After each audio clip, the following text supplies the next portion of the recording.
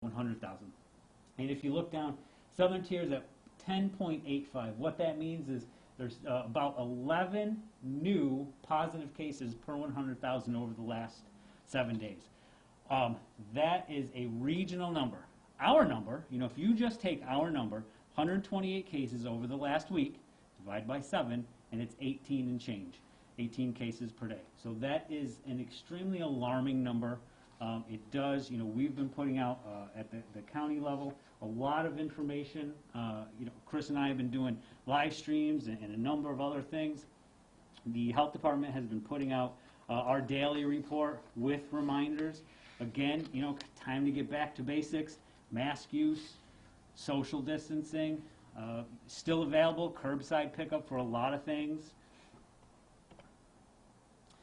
This is the chart that I referenced earlier. Sometimes I leave the data label on, sometimes I leave it off. I left it on this time. This apex, this was our apex back in April at 9, and now when you look all the way to the end where we've shot right up there. And again, that's because our average number of new cases per 7-day rolling average for the last 7 days has been 18. So it's extremely challenging. And I think, again, it's time for the community. We had such success before, which is why I know that we can do it again. And it's just back to basics. You shouldn't be within 6 feet of someone without a mask that you don't live in a household with. Proper hand washing, wash those hands, disinfect areas after usage. Maybe, don't go out as much as we've kind of, I think maybe the thought process has been, since our numbers were so good, as you can see in through there, that there's a potential there for things to get a little bit lax. In addition, what we're seeing in our case investigations is when people go out to eat together, and you're not from the same household, you take off your mask to eat, and you're at the same table, so you're within 6 feet. That's something that we want to, kind of stop doing that. When you're with your own people you live in the same household with, by all means, that's fine. But really, if you're not in the same household with people, don't sit within 6 feet and eat. Certainly, as we've talked with industries, break time and lunch time for employees, we've said the same thing. Spread them out. You want to be 6 feet or more. So again, one of the things that we've talked about, as well as the state and the CDC, is what the potential for a combination of a flu season and a COVID season. So the potential is there. It's a similarly spread respiratory disease. There is a flu vaccine that that's put out every year. We strongly suggest that everybody maintain their appointment, get your flu vaccine. You can get it at your doctor. Pharmacies are giving it out. It's still very important. What we don't want is we don't want a double whammy, so to speak, on the emergency rooms and medical providers of those people who need medical care. Could be drastic medical care if there are respiratory issues for influenza and for COVID. So it's exceptionally important. Again, back to basics, wear your masks, maintain social distancing of over 6 feet, wash your hands, limit your exposure outside of your house, and again, let's not forget the importance of getting that flu shot. Thank you. At this point, turn over to County Executive. Thank you. Thank you, Pete.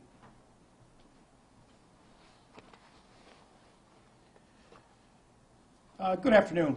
As Pete has explained, the trace investigations have led us to some of the movements that we're taking here in Chemung County to keep the community safe, to keep the spread down. And one of those, obviously, our movements was the athletic fields. Now, we understand that, it wasn't a popular decision, but at the end of the day, we make these decisions based on information we receive from the public health director, information we receive from our partners in the municipalities. Actually, the athletics fields was brought to our attention by one of our town supervisors who called for a Zoom meeting, and we listened to the different town supervisors, and I give them credit because they've been out in their own respective towns looking at the fields, and they brought some legitimate concerns to us in reference to lack of social distancing, lack of facial covering, and so forth. So at the end of the day, I'm the one that's tasked with making the decision as to whether or not we should do it, if it's to the benefit of the community, and obviously I felt it was. Yes, we continue to receive emails and tweets and Facebook postings, and that's fine, that's your right. But again, at the end of the day, I have the responsibility to make every decision I can to keep our community as safe as I can. So going 14 days and having the fields closed, if people are upset over that, then so be it. But in the long run, we think that we may stem off additional positive cases. And you know what? That decision basically was for a fair to follow the safety plans. Safety plans are supposed to be filed with the health department, and we expect that you're going to follow those plans, no matter what they involve. But we don't have the resources to send people by to make sure that the plans are being followed. So we use the New York Forward site. We get complaints sent in via email. Pete's staff gets complaints directly. So we investigate them. We try and prioritize them based on the community's threat, and then we prioritize them. But mask usage, social distancing, and cleaning procedures were all main factors in making the decision to close the fields for 2 weeks.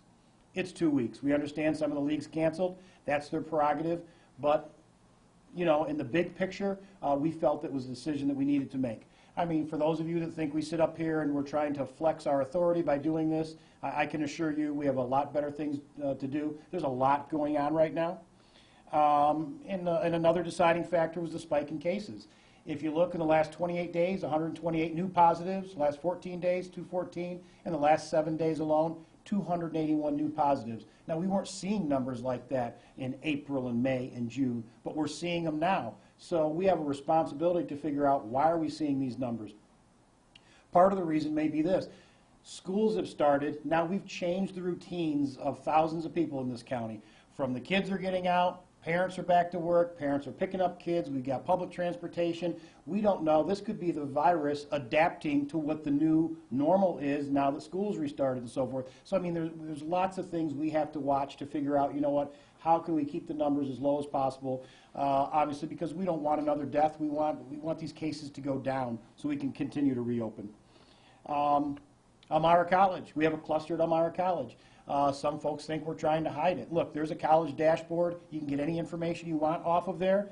It looks like this. The college has to report their positive cases on a daily basis, just like public schools do. And yes, that has taken up a lot of the health department's time over the last 7 days. We are working with the college on a daily basis so that they can do what they need to do and abide by the New York State Department of Health guidelines and so forth. But you can see here for September 30th, 30 new cases. Testing, I believe, and we'll have Pete maybe touch on that in a minute, but I think they're planning some more testing over there. But again, this again is a whole new area where we really weren't having a problem before, but now the kids are back to school. Now we're having a problem there, so we're trying to deal with that problem. Hopefully we see the positives level off and then start to decrease. That's what we're hoping. The last thing we want to see is them to continue to go up. Golf tournaments. We're very displeased with how golf tournaments are being operated, and we're going to lay down some new guidelines for those. On September 19th and 20th at the Mark Twain Golf Center, there was a tournament there. There was no safety plan filed with the Chemung County Health Department. This specific golf tournament resulted in multiple positive COVID-19 cases, resulted in one hospitalization that we're aware of. You cannot gather 50 or more people together and have a golf tournament, and then we are all together without masks, and we go out after the tournament. This was a big problem. This has taken up a lot of the Chemung County Health Department's time, and it shouldn't have. It shouldn't have happened. It shouldn't have occurred. A safety plan should have been filed, and it wasn't filed. And we continue to tell folks we want to educate. We don't want to enforce. But now that we're seeing the numbers where we're at, we have no other choice but look at the enforcement aspect of it. These will be the new guidelines for golf tournaments as of tomorrow. No tournament play will occur without prior approval and a safety plan that has been approved by the Chemung County Health Department. Any violation or variation from the approved plan will result in a civil penalty not to exceed $10,000. So what will happen is if we hear of a tournament that is going on at any of our area golf courses and there is no safety plan on file with the Chemung County Health Department, you will have either the Sheriff's Office or the Health Department will go there and advise whoever filed the safety plan that they're in violation of the plan, and you'll be hearing from the County Attorney's Office. you know, we can only give so many warnings, especially when we're seeing the positive cases that we're seeing. So golf tournaments, we're going to be looking at hard. We contacted golf courses this morning all throughout the county to see if there are any tournaments left. There are multiple tournaments left. So I would advise you, if you have not contacted the health department and had your safety plan approved, do not hold the golf tournament. I want to thank the governor's office for supplying 5 of the Abbott 15-minute testing machines. Working with my counterpart, Jack Wheeler in Steuben County, we've been advocating hard for Steuben and Chemung County with the governor's office to have a new tool to help us fight all the positives we're seeing. So we were contacted by the governor's office on Monday, worked hard, so Steuben and Chemung County have been able to secure 5 machines that we'll be sharing. I'm going to let Pete talk about a little bit how we're going to work that out. Hopefully next week we can get them rolling, but you know what, it's just another tool in the arsenal to try and keep the number of positives we have down. So again, you know what, first to criticize the governor's office, so I'll be the first to thank them. These machines are going to be a big help to Chemung and Steuben counties, and we hope to start using them in the near future. Planning. You remember the planning aspect as a family, as a business, as a non-for-profit. We need to continue to plan because we're not out of the woods yet. And as an example, if one of the school districts decides to go to 100% distance learning and they're not going to do the hybrid anymore, have a plan ready. Who's going to babysit for you? What are you going to do on those 2 days? I mean, we need to have a plan. Remember, fail to plan, plan to fail. I mean, it's pretty simple. We have seen that we're not out of the woods yet. I mean, we were floating so well. Everybody was pleased. We're still pleased. Again, we don't know what's causing this spike because we're not just seeing it here in Chemung County. We're seeing it in other upstate counties that didn't see those numbers in the beginning of the pandemic. So, you know, we need to continue to work hard. Like Pete said, we need to wash your hands frequently, 20 seconds with warm soap and water, the social distancing, the facial coverings. I know everyone's tired of hearing it, but we have to stay the course. I want to talk to you a little bit about schools because very important. The school districts have been doing a phenomenal job. We can't give them enough credit. I mean, they've been thrown into the middle of this. They're trying to keep the kids in school. I think the majority of them have selected the hybrid type of return to schools, a couple days home, a couple days at school, but they are doing a great job. Pete and his staff meet with the school districts and the principals. Every morning at 8:30 we have a standing call where they get to ask Pete or his counterparts questions right over the phone, get their answers right there, or we'll tell them, we'll get the answers back to them. They get to bounce things off of each other that they're seeing, and you know, whether it's the Myra City School District or Horseheads or Notre Dame, and they can ask questions, so that's working well. And there's another new counterpart. I think I'll have Pete come up and talk about that. We have a new position, Pete, that the schools are dealing with directly.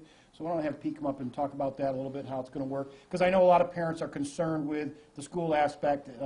So why don't we talk about that a little bit, Pete? Sure. Hey, Chris.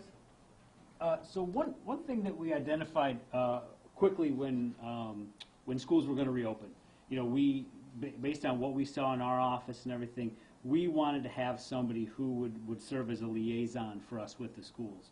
So one of the things that we brought up with State Department of Health was, is there a way to bring that person in? So through the virtual contact center, I've talked about that before, that's where the virtual contact tracers are. So we've used them, you know, for the last couple months, and most of the upstate New York counties have used them as well. So this is a position, school support specialist, right through that virtual contact center.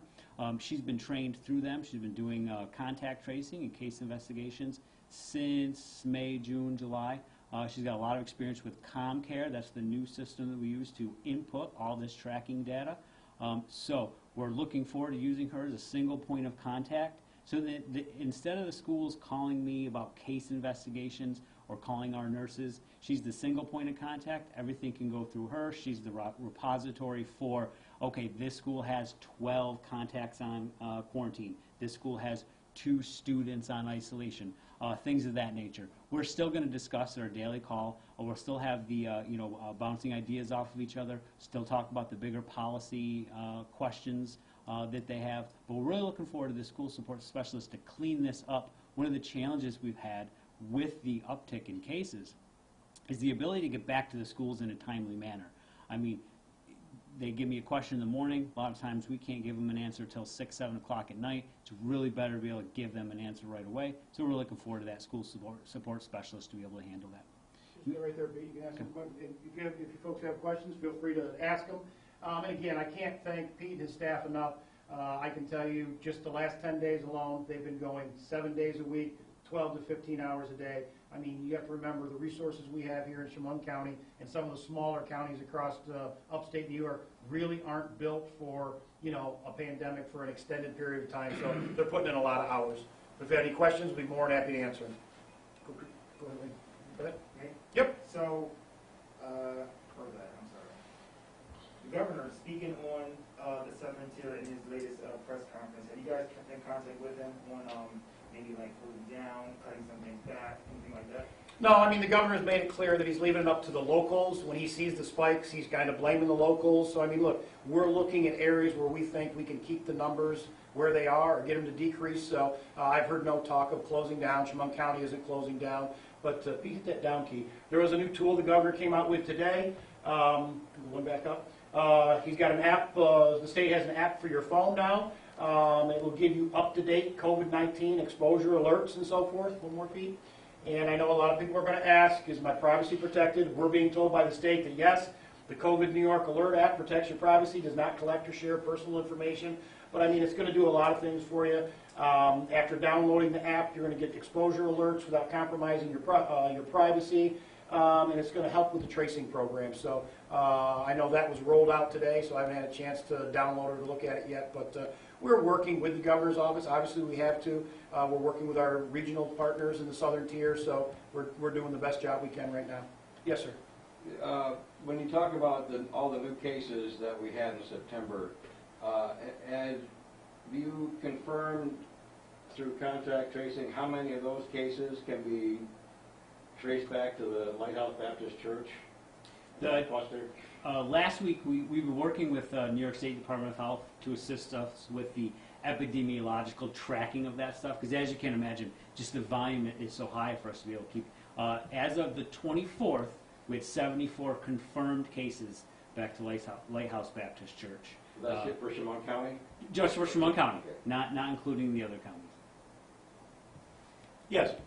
With more cases coming from Elmira College, can you talk a little bit more onto how you're working with the college as they keep seeing more, if there's going to be even more testing, just kind of go back over that. Well, I mean, first of all, we have a daily standing call now with Elmira College as well. Pete and his folks are on there. I have Vinny Azzarelli is on there for the EOC purposes, so I believe they have opened up their EOC, so they're working with the health department. They're working internally at Elmira College to make sure that their plan is going to work for the purposes of isolation and quarantine. And I mean, Pete speaks with them every day. He probably has the latest update on them. So in terms of Elmira College, the question that I keep getting is, do those numbers count with Chemung County numbers? If a student is tested, and when they fill out the paperwork, they provide their Elmira College address, that's counted in Chemung County's numbers.